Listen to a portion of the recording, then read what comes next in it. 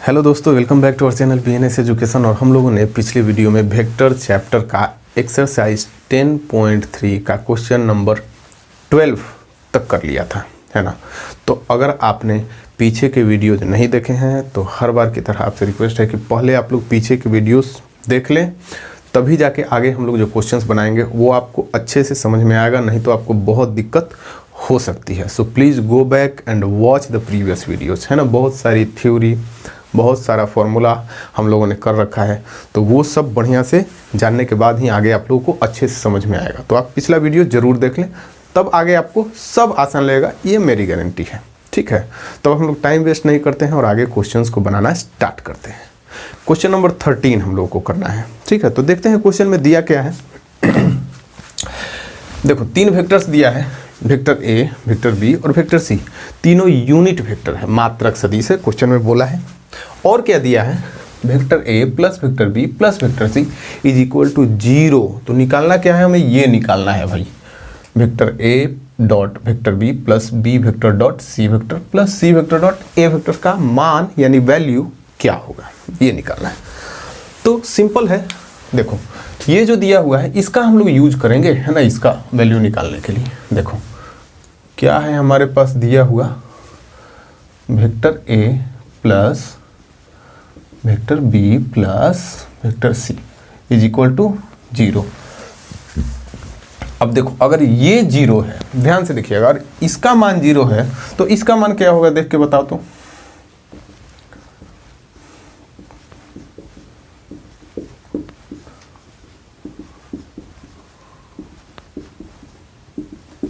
क्या होगा बताइए। अगर ये 0 है तो ये vector A plus vector B plus vector C into vector A plus vector B plus vector C, इसका मान क्या होगा। तो जब ये 0 है तो इसको गुना करने पे फिर 0 ही आएगा ना, सिंपल सी बात है ना। अब हम लोग क्या करते हैं, अब इसको हम लोग इससे मल्टीप्लाई करते हैं। तो एक एक करके करेंगे, पहले ए वेक्टर को करेंगे, फिर बी और फिर सी वेक्टर को करेंगे। तो कर देते हैं इसको मल्टीप्लाई। देखो vector A dot vector A plus vector A dot vector B plus vector A dot vector C plus vector B को कर लेते हैं, vector B dot vector A plus vector B dot vector B plus vector B dot vector C plus, अब C को कर लेते हैं, vector C dot vector A plus vector C dot vector B plus vector C dot vector C is equal to 0 है ही हमारे पास, ठीक है। अब देखो क्यों मैं कहता हूँ कि आप पीछे के वीडियोस देख लीजिए, क्योंकि जो फॉर्मूलाज हम लोगों ने पीछे पढ़ रखे हैं उसका हम लोग को यूज करना होता है। देखो हम लोगों ने पढ़ रखा है ना, vector A dot vector A is equal to mod vector A का स्क्वायर, ये मैंने आपको पढ़ाया हुआ है। अच्छा एक चीज़ और मैंने आपको बता रखा है, vector A dot vector B को हम लोग vector B dot vector A ऐसा भी लिख सकते हैं, मतलब ए डॉट बी और बी डॉट ए सेम ही होता है ना। तो इस सब का यूज करते हैं यहाँ पे हम लोग, है ना। ध्यान से देखिएगा, ये vector A dot vector A हम लोग क्या लिख सकते हैं, mod vector A square plus, इसको ऐसा ही लिख देते हैं vector A dot vector B, क्योंकि जो प्रूफ करना है उसमें ऐसा ही है ना। प्लस ये देखो vector A dot vector C को हम लोग vector C dot vector A लिख सकते हैं। ऐसा क्यों कर रहे हैं, क्योंकि हम लोग को जो प्रूफ करना है उसमें इस रूप में है, तो इसको हम सी वेक्टर डॉट ए वेक्टर ऐसा लिख देते हैं, क्योंकि ऐसा होता है ना, ये मैंने आपको बताया।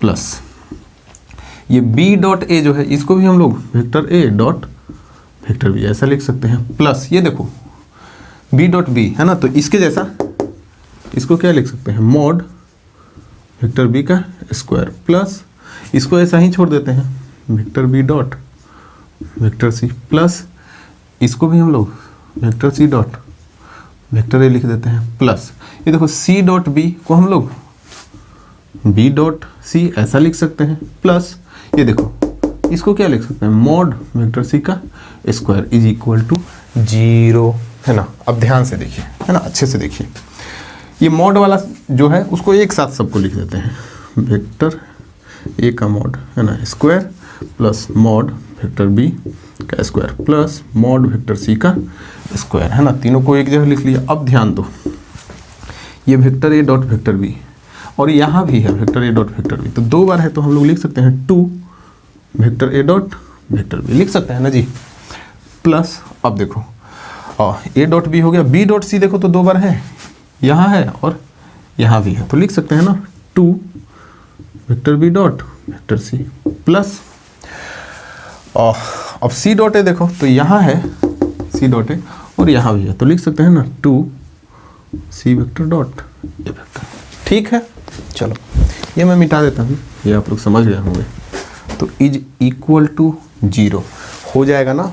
चलो अब ध्यान दो, अगर कोई वेक्टर ए यूनिट वेक्टर है तो उसका परिमाण यानी मैग्नीट्यूड क्या होता है, मॉड 1 होता है ना, अच्छे से पता है। तो ए बी सी सारे क्या है, यूनिट वेक्टर है। तो ये तीनों है ना, मॉड ए मॉड बी मॉड सी, ये तीनों का वैल्यू क्या होगा 1, है ना। तो देखो 1 का स्क्वायर प्लस 1 का स्क्वायर प्लस 1 का स्क्वायर, ऐसा हम लोग लिख सकते हैं। क्यों? क्योंकि ये तीनों यूनिट वेक्टर है। प्लस अब देखो इन तीनों में से हम लोग 2 कॉमन ले सकते हैं, तो ले लें 2 vector A plus vector A dot vector B plus vector B dot vector C plus vector C dot vector A is equal to 0 हो गया, है ना। अब ये देखो ये 1 1 1 ये तीनों को जोड़ के हमको यहाँ क्या मिलने वाला है, डायरेक्ट मैं यहाँ 3 लिख देता हूँ, आप लोग समझ जाएंगे, है ना। 2 vector A dot vector B plus vector B dot vector C plus vector C dot vector A is equal to 0, है ना। ध्यान दो, है ना, काम हो गया है हम लोग का अब लगभग। अभी देखो मैं इधर लिख देता हूँ यहाँ पे, ठीक है। चलो ये देखो इस 3 को इधर लेके चले जाएंगे, राइट हैंड दाहिने साइड में लेके चले जाएंगे, तो क्या होगा, ये 2 ब्रैकेट में जो है ये लेफ्ट साइड और ये 3 इधर जाके -3 हो जाएगा। तो इसको मैं ऐसा लिख सकता हूँ 2 vector A dot vector B plus vector B dot vector C plus vector C dot vector A is equal to -3।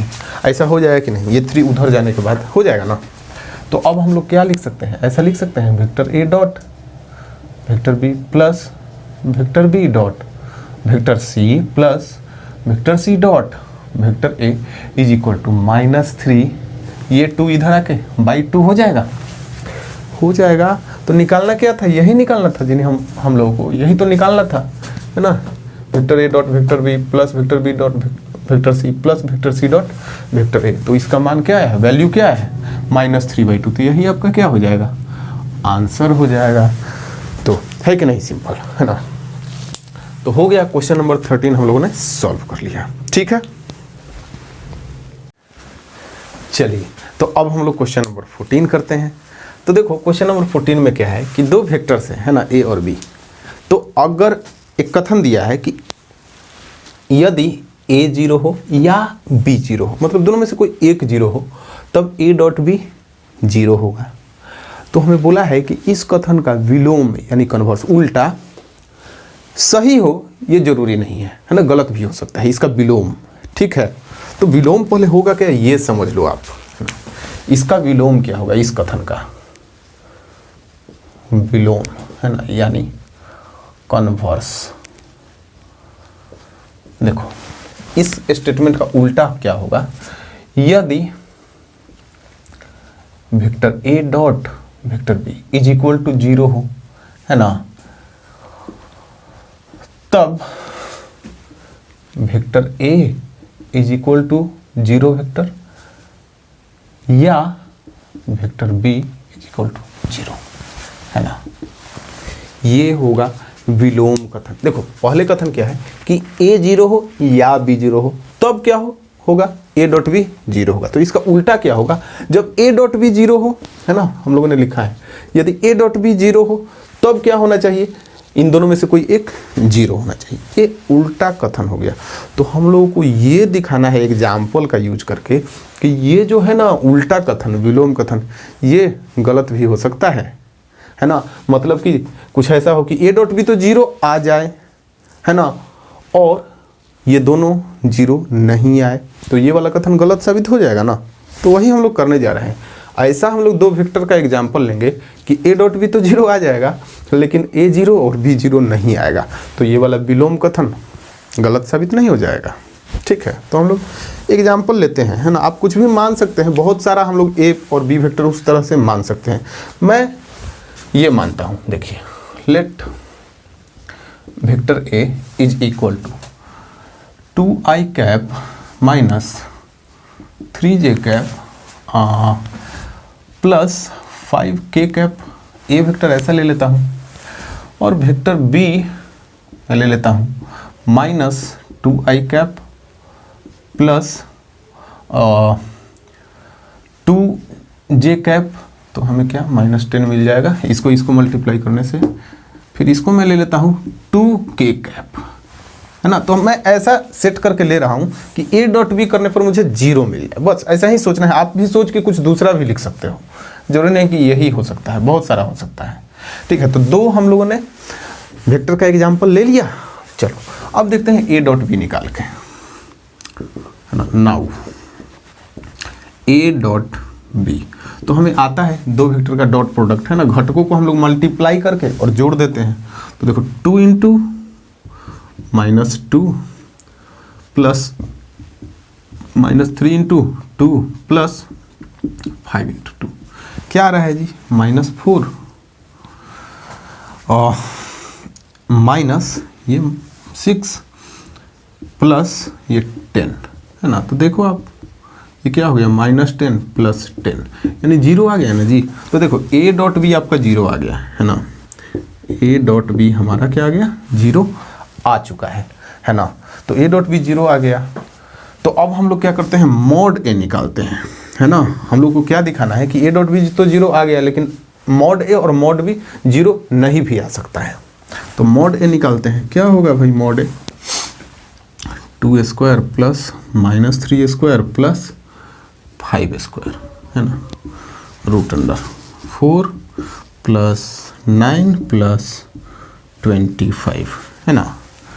क्या हो जाएगा जी, रूट अंडर 38 हो जाएगा ना, रूट अंडर 38। तो क्या ये जीरो आया, है ना। ये मॉड ए हम लोगों ने निकाला, तो ये जीरो आया नहीं ना आया, नॉट इक्वल टू जीरो, ध्यान रखिएगा। ठीक है, इसलिए आपका वेक्टर ए क्या है, वेक्टर ए जीरो वेक्टर नहीं आया जी, जीरो वेक्टर नहीं आया, ध्यान में रखो। चलो अब उसी तरह से मॉड वेक्टर बी निकाल लो, तो ये क्या होगा, root under -2 square plus 2 square plus 2 square, तो रूट अंडर 4 प्लस 4 प्लस 4, है ना, यानी रूट अंडर 12। तो ये क्या हो जाएगा, आप इसको ऐसा लिख सकते हो और 2√3 लिख सकते हो, है ना। तो ध्यान से देखिए, ये भी आपका क्या आया, जीरो नहीं आया। तो जीरो नहीं आया यानी वेक्टर बी भी जीरो नहीं है, है ना। तो हम लोगों ने क्या देखा, हम लोगों ने क्या देखा कि vector A dot vector B ये तो जीरो है ना, ये जीरो है, बट वेक्टर ए जीरो नहीं है एंड वेक्टर बी ये भी जीरो नहीं है। तो विलोम वाला स्टेटमेंट ये था कि ए डॉट बी जीरो होगा तब ए या बी दोनों में से कोई एक जीरो होना पड़ेगा, लेकिन देखो दोनों जीरो नहीं आया है, हम लोगों ने एग्जाम्पल लेके दिखा दिया है ना। तो हम लोग कंक्लूजन अब लिख सकते हैं फाइनली, अतः विलोम यानी कन्वर्स का सत्य, है ना, यानी ट्रू होना जरूरी नहीं है। हो गया प्रूव्ड, है ना। एक एग्जाम्पल से हमको दिखाना था, ठीक है। तो सबसे जरूरी था इसमें कि जो स्टेटमेंट दिया हुआ है उसका विलोम क्या होगा ये समझना जरूरी था, है ना। उसके बाद विलोम सही नहीं होगा, है ना, वो हम लोग को दिखाना था, तो दिखा दिया हम लोगों ने, है ना। चलिए, तो हो गया क्वेश्चन नंबर 14 भी हमारा बन गया। उम्मीद है आपको समझ में आ गया होगा, लेकिन अगर आपको कोई डाउट हो तो आप कमेंट सेक्शन में ज़रूर पूछिएगा, है ना। चलिए अब क्वेश्चन नंबर 15 करेंगे हम लोग। तो यहाँ पे एक त्रिभुज के तीनों शीर्ष यानी vertex A B C question में दिया हुआ है, ये पॉइंट ए बी सी हमें दिया हुआ है, आप देख सकते हैं, है ना। हमें बोल रहा है कि एंगल ए बी सी, ये वाला एंगल निकालो जो कि वेक्टर बी ए और वेक्टर बी सी के बीच का कोण होगा, है ना। तो देखो पॉइंट्स हैं हमारे पास, है ना, पॉइंट्स हैं, तो वेक्टर बी ए और बी सी हम लोग आराम से निकाल सकते हैं, है ना। आपको बताया हुआ है फॉर्मूला मैंने, 2 पॉइंट अगर दिया हुआ है, मान लो एक पॉइंट है x1 y1 z1 और एक है x2 y2 z2, तो कैसे निकालते हैं हम लोग, फॉर्मूला याद है ना आप लोगों को, x2 minus x1 i cap plus y2 minus y1 j cap plus z2 minus z1 k cap, तो वही यूज करेंगे हम लोग, है ना। देखो पहले वेक्टर बी ए निकाल लेते हैं, बी ए, है ना। तो ये बी ए ऐसे वेक्टर बनेगा, तो ये इस वाले पॉइंट में x1 y1 z1 और इसमें x2 y2 z2 होगा, तो निकालते हैं हम लोग, है ना। चलो 1 माइनस यहाँ से -1 i cap plus 2 minus 0 j cap plus 3 minus 0। उम्मीद है आपको क्लियरली समझ में आ रहा होगा, है ना। तो ये क्या हो जाएगा, ये 2i cap plus 2j cap plus 3k cap हो गया जी, आपका बी ए निकल गया, है ना। अब बी सी निकाल लो, तो जब बी सी निकालोगे तो ये आपका x1 y1 z1 और ये x2 y2 z2 ऐसे लेना है हम लोगों को, है ना। तो लेते हैं 0 minus -1 i cap plus 1 minus 0 j cap plus 2 minus 0 k cap, तो क्या हो जाएगा जी, 0 माइनस -1, ये तो 1 ही रहेगा, तो i कैप फिर प्लस j कैप, ये 2k कैप। तो बड़ा सिंपल था, दोनों वेक्टर हम लोगों ने निकाली। अब इन्हीं दोनों वेक्टर के बीच का कोण है ना, क्वेश्चन में ही दे दिया है हम लोगों को, है ना। तो कोण निकालने के लिए हम लोग कौन सा फॉर्मूला यूज करते हैं, याद करो, cos theta is equal to vector A और वेक्टर बी के बीच का कोण कैसे निकालते हैं हम लोग, vector A dot vector B divided by mod A और मॉड बी। इस फॉर्मूला का यूज करते हैं एंगल निकालने के लिए, करते हैं ना। तो यहाँ पे ए बी नहीं है, बी ए बी सी है ना। तो हम लोग सब कुछ निकाल लेते हैं, है ना। पहले हम लोग डॉट प्रोडक्ट निकाल लेते हैं, काम आता है हमें। वेक्टर बी ए, एक सेकेंड तो थोड़ा इधर लिखता हूँ मैं, vector B A dot vector B C, formula में इसका ज़रूरत पड़ेगा, तो ये हम लोग निकालते हैं। तो इन दोनों वेक्टर को मल्टीप्लाई करना है, तो आपको पता है कैसे करते हैं, दोनों के घटक को मल्टीप्लाई करके जोड़ देते हैं। तो क्या होगा, 2 × 1 प्लस 2 × 1 प्लस 3 × 2। उम्मीद है आपको समझ में आ रहा होगा। तो ये 2 + 2 + 6 है ना जी, 10 आ गया, है ना। दोनों वेक्टर का डॉट प्रोडक्ट 10 आ गया। चलो अब डॉट प्रोडक्ट के साथ साथ हम लोग को मॉड भी निकालना होता है ना। तो बी और बी सी का निकालना है mod B A is equal to root under, है ना। यहाँ वेक्टर्स है हमारा, तो इन सब का 2 का स्क्वायर प्लस 2 का स्क्वायर, 2 का स्क्वायर प्लस 2 का स्क्वायर प्लस 3 है ना, हाँ 3 का स्क्वायर, क्या हो जाएगा, ये रूट अंडर 4 + 4 + 9, तो ये रूट अंडर क्या आएगा जी, 17 आ रहा है, रूट 17, है ना। तो मॉड बी ए आपका 17 आ गया।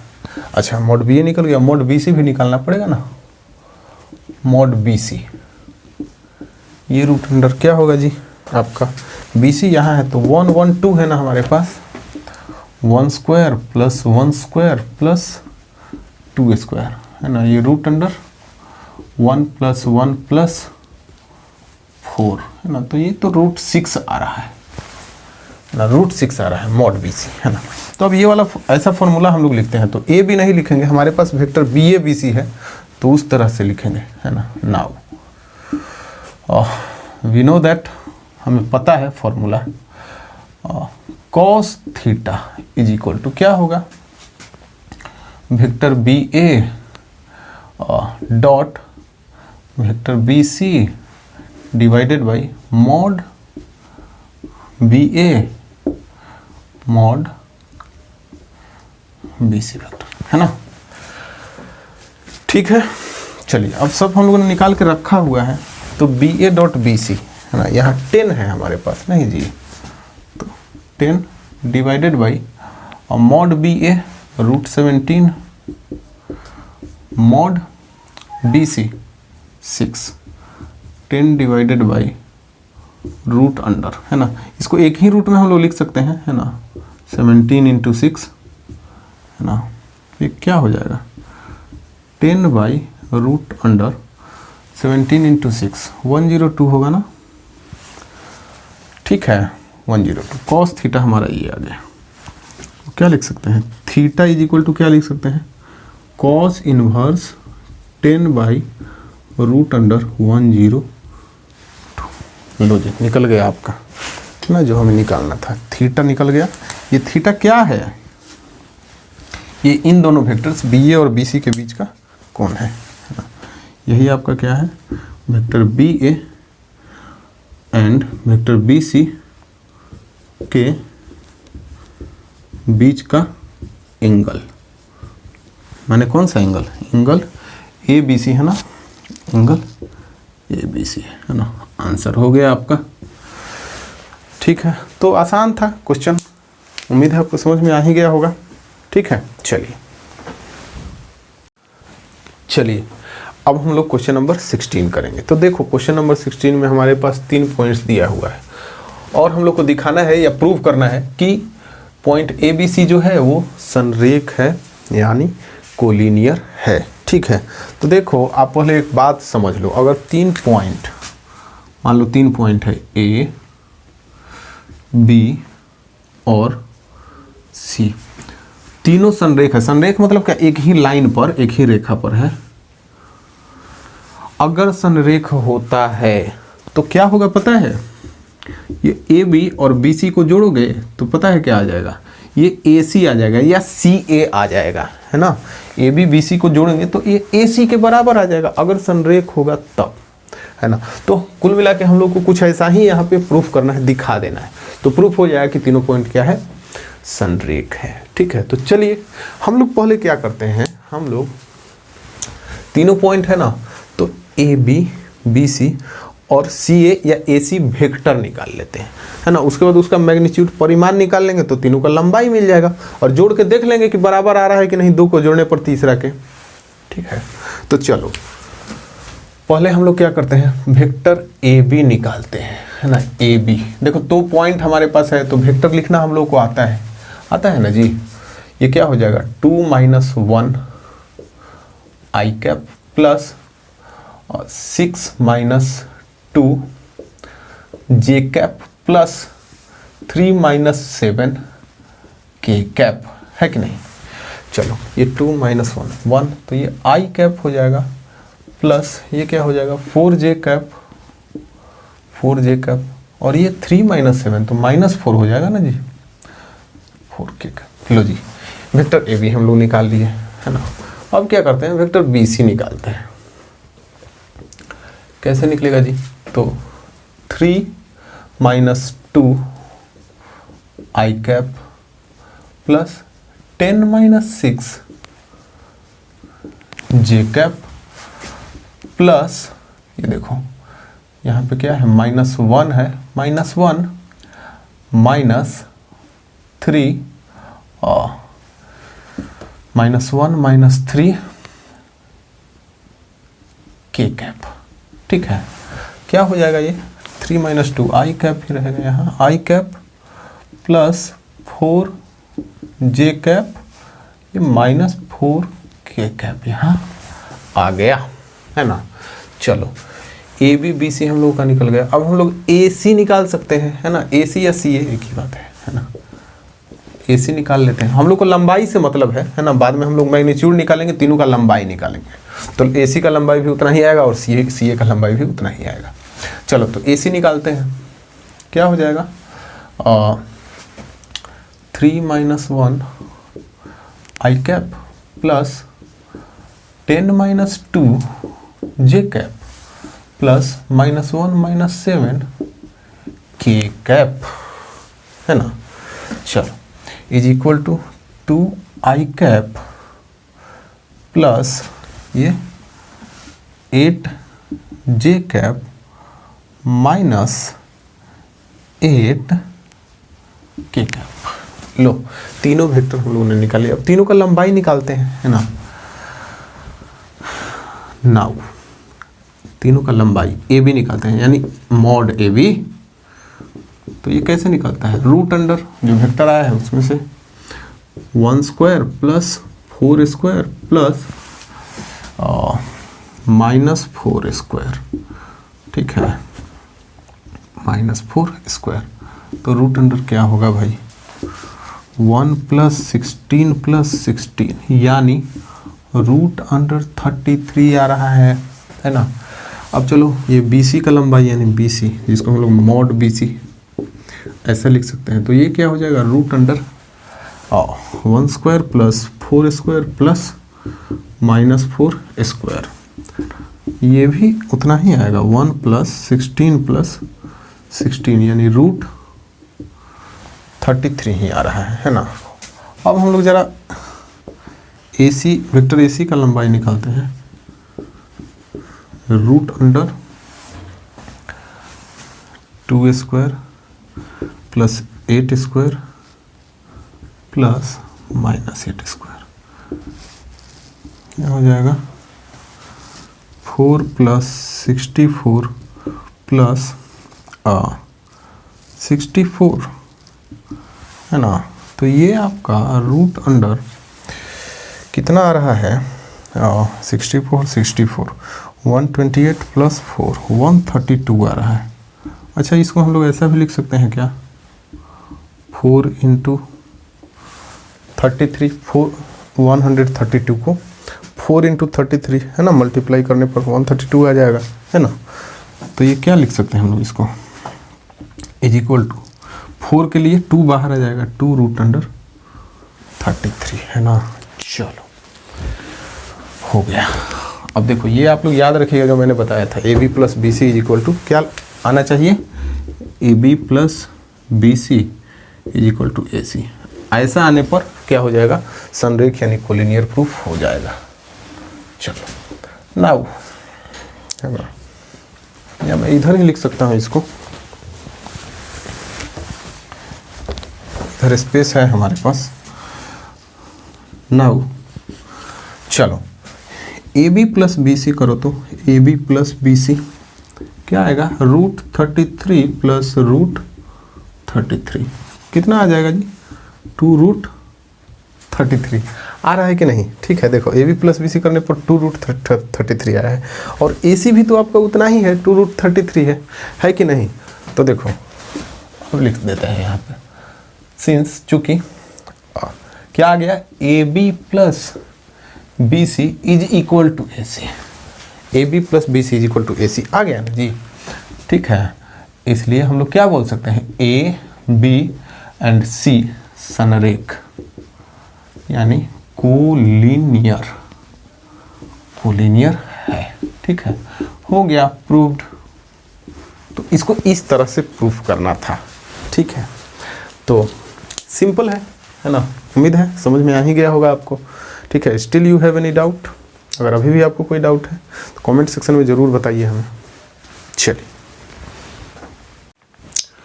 चलिए दोस्तों तो अब हम लोग क्वेश्चन नंबर 17 करते हैं। तो यहाँ पे हमें प्रूफ करना है कि ये 3 वेक्टर्स समकोण त्रिभुज यानी राइट एंगल ट्रायंगल के शीर्ष की रचना करेंगे, वर्टेक्स बनाएंगे, है ना। तो देखो हम लोग सबसे पहले क्या करेंगे, मान लेंगे कि ये तीनों जो है किन्हीं 3 पॉइंट्स ABC के पोजीशन वेक्टर हैं, है ना। Let vectors 2i cap - j cap plus k cap comma i cap minus 3j cap minus 5k cap and 3i cap minus 4j cap minus 4k cap. ठीक है, ये तीनों points A, B and C के position vectors, यानी स्थिति सदिश आप लोग को पढ़ाया हुआ है मैंने, पोजीशन वेक्टर्स है। ठीक है, तो देखो मैंने आपको बताया हुआ है कि मान लो कि किसी पॉइंट का, ये पॉइंट A है ना, इसका पोजीशन वेक्टर कुछ ऐसा है ना, 5i cap plus 7j cap minus 4k cap, है ना, 5i cap plus 7j cap minus 4k cap. ये पोजीशन वेक्टर है किसका, पॉइंट A का। तो पॉइंट A हम लोग बता सकते हैं क्या होगा, पॉइंट A क्या होगा जी, इसको देखें आराम से बता सकते हैं, 5, 7, माइनस 4, है ना। तो यहाँ पे हम लोग पॉइंट A, B, C नहीं बता सकते हैं। अगर हम लोगों को पता है कि ये तीनों किसका पोजीशन वेक्टर है, पॉइंट A, B और C का है, तो पॉइंट A हम लोग नहीं बता सकते हैं। पॉइंट A क्या होगा जी, 2, माइनस 1, 1। पॉइंट B क्या होगा, 1, माइनस 3, माइनस 5। ध्यान दीजिए। पॉइंट C क्या होगा भाई, तो 3, माइनस 4, माइनस 4। आराम से पॉइंट A, B, C हम लोगों ने ले आया है। ठीक है, तो जरा ये पॉइंट A, B, C का यूज करके एक ट्रायंगल बना के दिखा देते हैं, है ना। देखो लो, पॉइंट A मान लो यहाँ है 2, minus 1, 1। Point B 1, minus 3, minus 5 और पॉइंट C 3, माइनस 4, माइनस 4। लो जी, बन गया ट्रायंगल, है ना। तो अब हमें यही तो प्रूफ करना है कि ये जो ट्रायंगल बना है ना, ये क्या हो, समकोण त्रिभुज, राइट एंगल ट्रायंगल हो। ठीक है, तो देखो राइट एंगल ट्रायंगल प्रूफ करने के लिए हम लोग, याद है एक क्वेश्चन में और किए थे, हम लोग किए थे, अगर दो भुजाओं, है ना, दो साइड्स के स्क्वायर को जोड़ने से तीसरे साइड का स्क्वायर अगर मिल जाए, मतलब Pythagoras theorem, P square plus B square is equal to H square, अगर ऐसा कुछ मिल जाए तो प्रूफ हो जाएगा कि ये ट्रायंगल क्या है, राइट एंगल ट्रायंगल है। ठीक है, तो उसके लिए हमें क्या करना पड़ेगा, इन तीनों साइड्स को निकालना पड़ेगा, भुजा की लंबाई कितनी है। तो हम लोग वेक्टर का यूज करके इसको सॉल्व करेंगे। हम लोग पहले क्या करेंगे, vector A B, vector B C और वेक्टर सी ए निकालेंगे, फिर उसका मैग्नीट्यूड निकालेंगे तो लंबाई मिल जाएगा, है ना। तो आराम से हम लोग निकालते हैं पहले वेक्टर्स, है ना।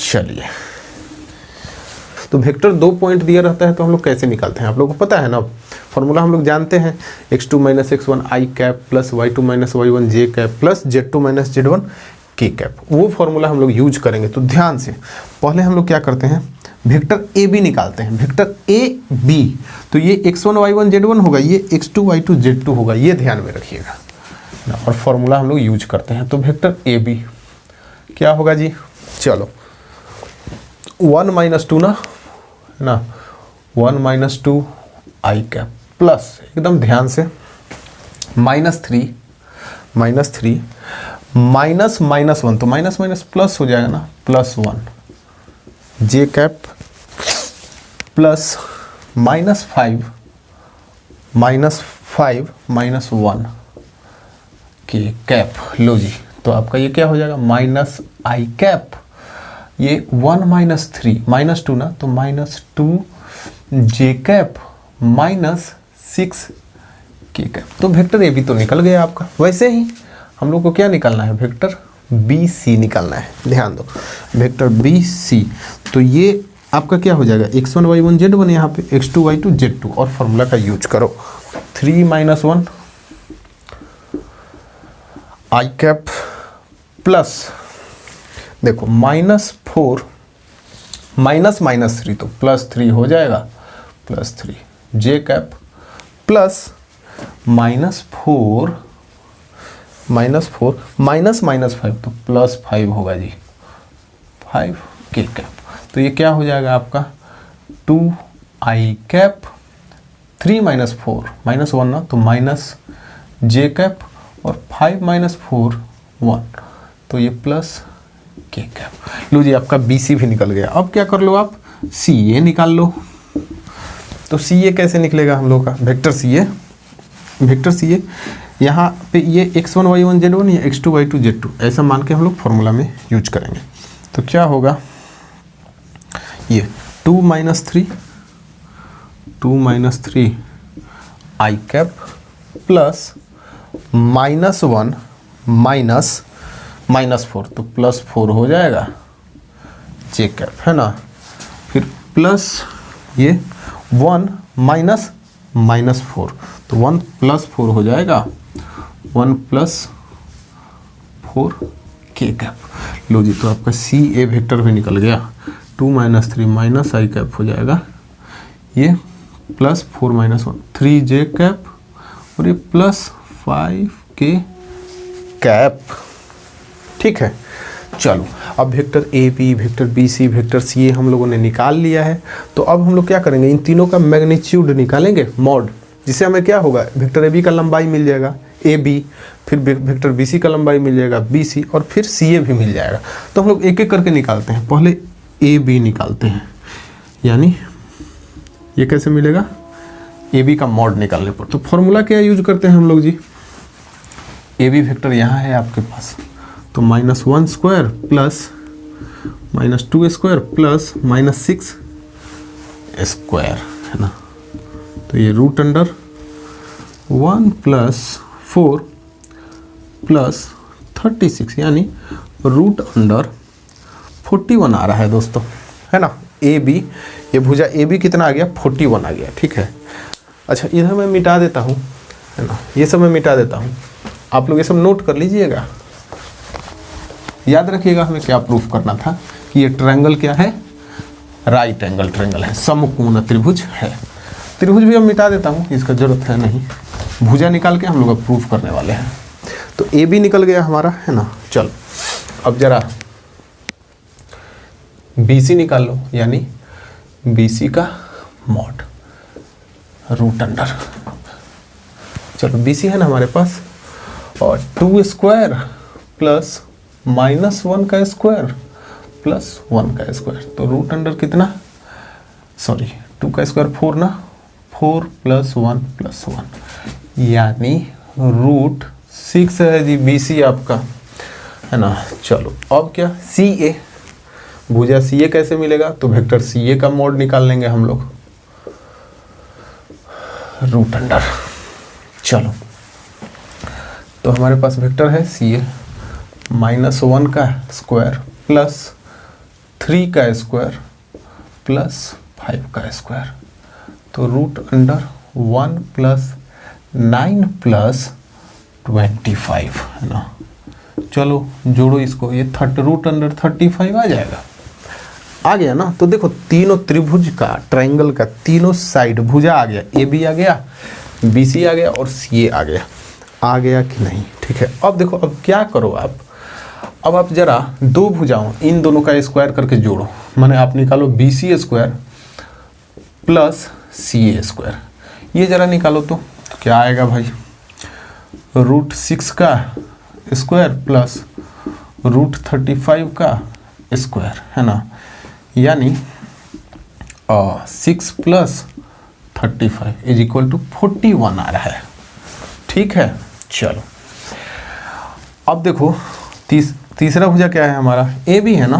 तो अब जरा AB का स्क्वायर निकालो, तो AB का स्क्वायर, तो AB कितना है जी, √41 है हमारा, 41 का स्क्वायर = 41।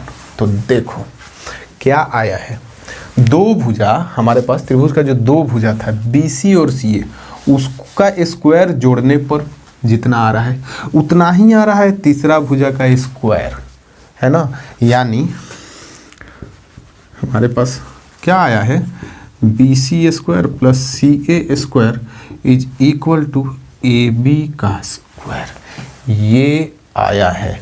तो ये किस तरह से है, ये पाइथागोरस थ्योरम से नहीं है। पाइथागोरस थ्योरम क्या कहता है कि यदि त्रिभुज में दो भुजा का स्क्वायर करके जोड़ने पर तीसरा भुजा का स्क्वायर आए तो वो त्रिभुज क्या होता है, समकोण त्रिभुज, राइट एंगल ट्रायंगल होता है। ठीक है, तो हम लोग लिख देते हैं पाइथागोरस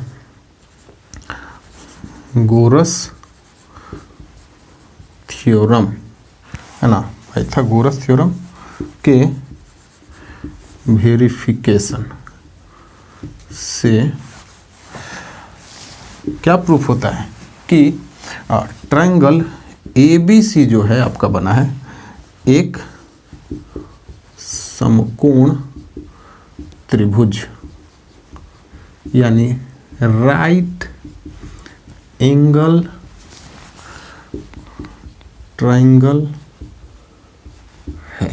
ठीक है, तो राइट एंगल ट्रायंगल है यानी पॉइंट ABC क्या है, आपका समकोण त्रिभुज का शीर्ष है। यही प्रूफ करना था, तो हो गया प्रूफ हमारा, है ना। त्रिभुज जब राइट एंगल ट्रायंगल प्रूफ हो गया तो पॉइंट ABC भी प्रूफ हो गया कि राइट एंगल ट्रायंगल का शीर्ष है। तो हो गया क्वेश्चन नंबर 17 भी आपका कंप्लीट हो गया, है ना। तो उम्मीद है आपको समझ में आ गया होगा। अगर आपको फिर भी कोई डाउट हो तो please welcome to the comment section, है ना। चलिए अब एक्सरसाइज का लास्ट क्वेश्चन नंबर 18 करेंगे हम लोग, है ना। तो इसमें एक वेक्टर है, वेक्टर A, जिसका परिमाण दिया हुआ है, मतलब मैग्नीट्यूड A, है ना, मॉड A। अच्छा, और क्या दिया है, लेम्डा A वेक्टर एक यूनिट वेक्टर है, मात्रक सदिश है। अच्छा, वेक्टर A 0 नहीं है और लेम्डा का मान भी 0 नहीं है, ये भी दिया हुआ है। यदि ये सारे ऑप्शंस है ना, इनमें से कौन सा सही है ये हम लोगों को बताना है। ठीक है, तो देखो हम लोग आराम से बता सकते हैं। ये देखो लेम्डा A क्या है, लेम्डा A वेक्टर एक यूनिट वेक्टर है, क्वेश्चन में दिया है यूनिट वेक्टर है ना। तो इसका मतलब क्या, लेम्डा A वेक्टर जो होगा वो 1 होगा, इसका मैग्नीट्यूड मॉड, यूनिट वेक्टर का मॉड 1 होता है, परिमाण 1 होता है। इसको ऐसे करके भी लिख सकते हैं हम लोग, लेम्डा को एक मॉड में और वेक्टर A को एक मॉड में, ऐसा लिख सकते हैं। उसके बाद क्या ऐसा भी लिख सकते हैं, mod vector A is equal to 1 by mod lambda, ऐसा लिख सकते हैं ना। तो देखो क्वेश्चन में ये mod A is equal to A दिया है ना, तो यहाँ पे हम A लिख देते हैं 1 बाई मॉड लेम्डा। देखो तो ये कहीं ऑप्शन में है चारों में से, है ना, तो ऑप्शन डी सही ऑप्शन होगा। तो बड़ा ही सिंपल था, है कि नहीं। तो इस तरह से एक्सरसाइज 10.3 डॉट प्रोडक्ट पर बनने वाले सारे सवाल हम लोगों ने बना लिए। ठीक है, अब एक्सरसाइज 10.4 हम लोग अगले लेक्चर में पढ़ेंगे। उससे पहले हम लोग थोड़ा सा थ्योरी भी पढ़ेंगे। हर बार की तरह हम लोगों ने डॉट प्रोडक्ट का थ्योरी पढ़ रखा है, फॉर्मूला सब पढ़ रखा है, और हम लोगों ने उस पर आधारित एक्सरसाइज 10.3 कंप्लीट कर दिया। अब हम लोग क्रॉस प्रोडक्ट पढ़ लेंगे और फिर उस पर बेस्ड एक्सरसाइज 10.4 भी सॉल्व करेंगे। तो ये लेक्चर मैं यहीं पे समाप्त करूँगा। ठीक है, और अगर अभी तक आपने चैनल को सब्सक्राइब नहीं किया है तो प्लीज़ सब्सक्राइब द चैनल, है ना। चैनल को सब्सक्राइब करिए, है ना, वही हम लोग का मोटिवेशन है। ठीक है, तो चैनल को सब्सक्राइब करिए और वीडियो को लाइक करिए, कमेंट करके बताइए कि आपको पढ़ के कैसा लगा, और अपने दोस्तों में ज़्यादा से ज़्यादा शेयर करो। ठीक है, चलो तो मिलते हैं अब हम लोग अगले वीडियो में। Thank you so much for watching, see you in the next video. Thank you.